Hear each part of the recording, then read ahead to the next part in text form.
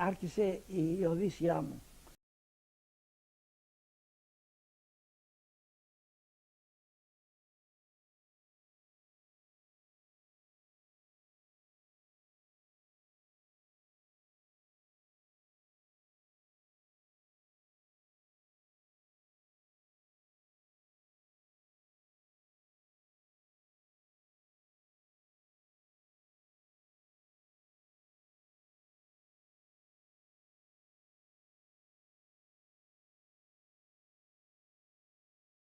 Ο γουλιάδος μου, ο Ερίκος ο Σεβίλιας, ο οποίος ήταν στο Auschwitz πέθανε με τον αριθμό. Ερίκος Σεβίλιας από την Αθήνα. On the 27th of January 1945, Soviet soldiers from the 322nd Rifle Division liberated the Auschwitz-Birkenau concentration camp near the Polish city of Oswiecim. They met some resistance from the remaining Nazi troops in the city, but by 3 p.m. had captured the main camp and Auschwitz II-Birkenau. By the end of 1944, the Soviet Union was making significant gains against the Nazis on the Eastern Front. As a result, SS Chief Heinrich Himmler ordered the end of gassings across the Reich and the systematic destruction of written records. Approximately 65,000 prisoners were evacuated deeper into the Reich between August 1944 and January 1945, but tens of thousands of prisoners still remained in Auschwitz. Therefore, on the 17th of January, at least another 58,000 inmates were sent on a death march under armed guard. Of those who departed, around 20,000 made it to the Bergen-Belsen concentration camp in Germany.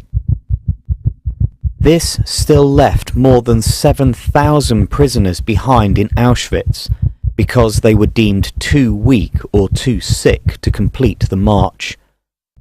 Meanwhile, the Nazis continued to destroy evidence of the crimes they'd committed in the camps by blowing up or burning many remaining buildings, including the crematoria. Remaining SS troops were ordered to kill the remaining inmates, murdering over 600 of them before the Soviet forces arrived.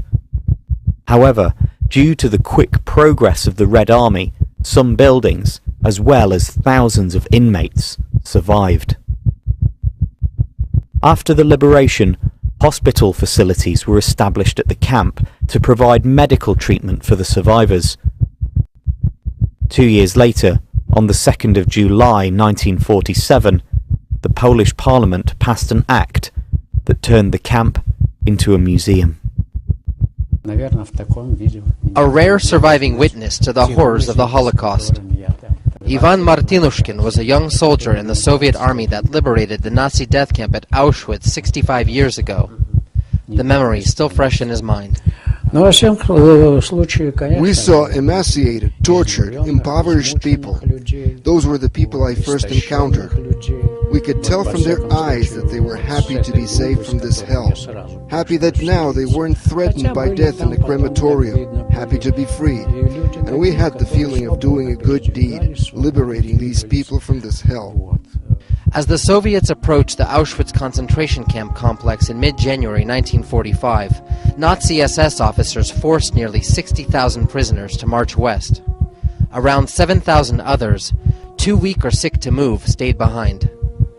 In total, historians say more than 1 million Jews, Gypsies, Soviet POWs, and Poles were murdered there. Martinushkin says Auschwitz was just one of many prison camps he liberated as the Soviet army marched through Ukraine and Poland, pushing back Nazi forces. But at the time, he says he wasn't emotional, just focused on fighting the war. No matter how miserable and tragic it all was, we are a fighting military troop. I am a soldier. I can't give in to feelings every single time. But what did I feel when I saw these people in the camp? I felt compassion and pity understanding how these people's fate unfolded, because I could have ended up in the same situation. In the days leading up to the liberation of Auschwitz, Martynushkin says a few hundred of his comrades were killed. In all, some 600,000 Soviet soldiers died liberating Poland from the Nazis. Martynushkin believes people have forgotten the point of the war. The life of entire peoples were put at stake. They were supposed to wipe out Jews, Slavs, the Russian civilization, their culture and everything. This was what encompassed the Nazi New Order. And the camp at Auschwitz is a sinister symbol that reminds people what awaited mankind. This is what the victory of the Soviet Red Army with its allies over fascism means. But Martynushkin doesn't consider himself a hero. He says he was just doing his job.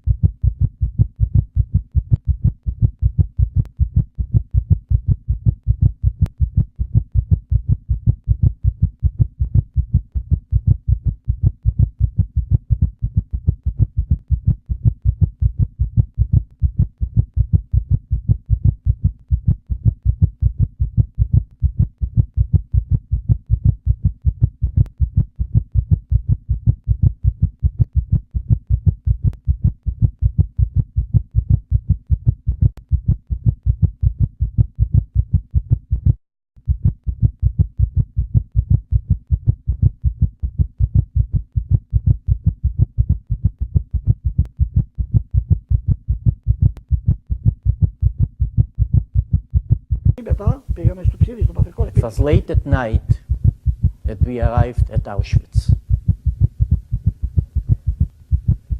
When we came in, the minute the gates opened up, we heard screams, barking of dogs, blows from those kapos, those officials walking from them over the head, and then we got out of the train. And everything went so fast, left, right, left. Men separated from women. Children torn from the arms of mothers. The elderly chased like cattle. The sick, the disabled were handled like packs of garbage. They were thrown aside together with broken suitcases, with boxes. My mother ran over to me and grabbed me by the shoulders. And she told me, Leibele, I'm not going to see you no more. Take care of your brother. Well, my brother was 12, 13 at the time. 10 minutes later, Mengele, the doctor, I didn't know them that time. I saw a handsome-looking German with white gloves, pointed to my little brother to go to the left. And before I realized, he was gone, and I didn't see him anymore. I didn't know at the time that I was the lucky one, because when I went into the showers, from the shower heads, we got water. Other people got poison gas. But when we came out from the showers, the sky was red. The air was filled with smoke and the odor of burning flesh in hair. A man went over to those officials and he asked one of those officials, we called him the capos. He asked him about his wife and his little girl. And the man looked him straight in the eyes. He said, there is no more little girl. There was. There's no more wife. He said, what do you mean? Where they are? And he pointed to the chimney with that smoke bursting out. This is their funeral. Here they go.